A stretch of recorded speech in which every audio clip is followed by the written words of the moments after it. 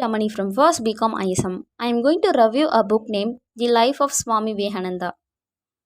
He was born on 12th January 1863. His father's name was Vishwanatha Datta, a famous lawyer in Calcutta, and his mother was Bhuneshwari Devi. As a young child, he was named as Narendranath, an extremely naughty child and very difficult to be controlled by his mother. His father and family had to be away from Calcutta, and Naren did not attend the school. When he came back to Calcutta, he studied 2 years of a school education in 1 year and came out in first division in the third year.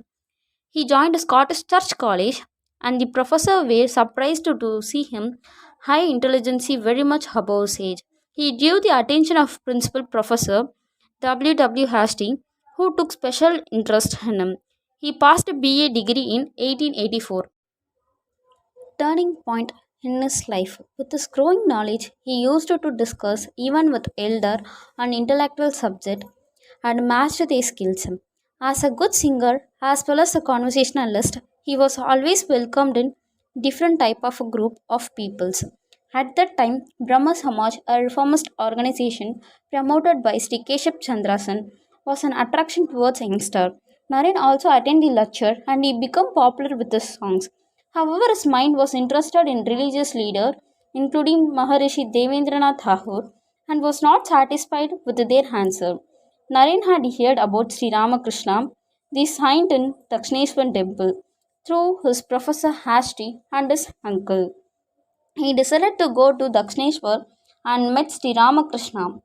This had become historical change in his life. Sri Ramakrishna welcomed him with great joy and feed with him sweets in his own hands. Naren, with his independent mind and without hesitation, asked him whether anybody would see God. Sri Ramakrishna assured him that anybody would see God and speak to him.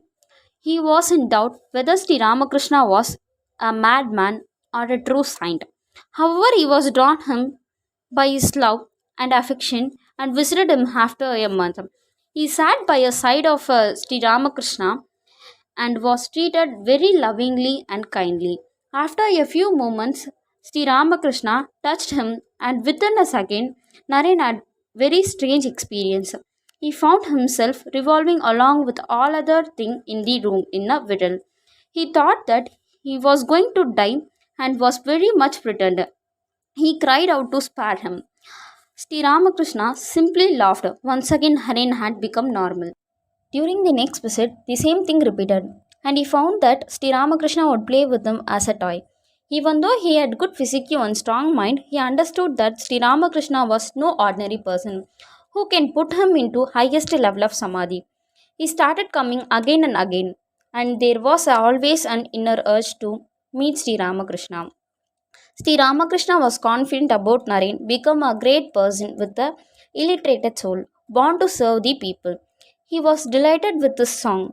They used it to be question and discussion and without getting annoyed. Sri Ramakrishna used to explain him and he initiated him to meditation and other spiritual practice. At this time, Naren's father suddenly passed away and the entire responsibility fell on Naren as the eldest child. His father did not say much and the family had to suffer a lot. With a great difficulty, he got a job in lawyer office temporarily, followed by a teaching job which was not sufficient to support the family. However, they had a decent house to live in and his malicious relatives wanted to grab the property and the finally court decided in the favor of Naren's family. Yatra and his experience. Once at Varanasi, while visiting the temple of Mother Durga, a troop of monkeys followed him and almost started chasing him and trying to frighten him. He walked fast and started trying to run. Just then, an old sannyasi called out to him and asked him to stop and face the brutes. Swamiji stopped, turned around, and stood staring at the monkeys. On seeing this, the monkeys turned back and ran away. Swamiji was assumed that learned a lesson. On another occasion, he was sitting in railway station in the hot summer in Uttar Pradesh. As a wanderer, he kept no money and on many days he had been hungry and tired. But he had been continuing his wandering to know more about the entire country and its people. Once in railway station, a rich Paniya saw the sannyasi and threatened him. He had bought a rich food and started eating to hackle Swamiji. He told Swamiji that it is no good to be a sannyasi without doing any work due to which he had no money or food to eat. Swamiji sat silently without uttering a word. Just then a sweetmeat seller appeared before the Swamiji and reverently bowed before him and spread out a rich meal and requested Swamiji to eat. Swamiji as well as the Baniya were surprised. The sweetmeat seller explained that he is Ramabhakta, and Sri Ramji appeared in his dream and directed him to go to railway station and offer food to Swamiji. Swamiji was moved to tears, and the Baniya felt ashamed and fell at the feet of a Swamiji. Swamiji decided to go to America.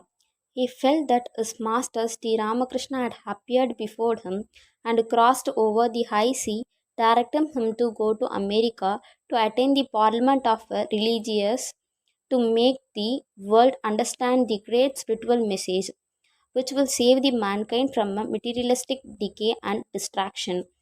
On his return trip, Maharaja Kechi invited him and arranged a first class ticket on a ship going to Canada with all necessity needed to travel.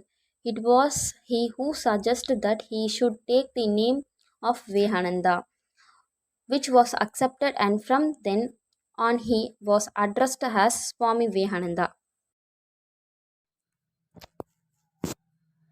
Memorable Chicago address. On September 11, 1893, there were delegates from all over the world with a large audience of 4,000 people. Swamiji addressed the gathering only after being called several times, and late in the afternoon. He stood before the vast gathering, and to everyone's surprise, he started with a soul stirring word, Sisters and Brothers of America. They have never been addressed in such a endearing manner which thrilled them, and there was a thousands of applause, and many stood up to cheer him, and it continued for 2 minutes. Swamiji then continued his speech and stated in clear terms at all religious are true leading to godhood. This speech again was quite different from others.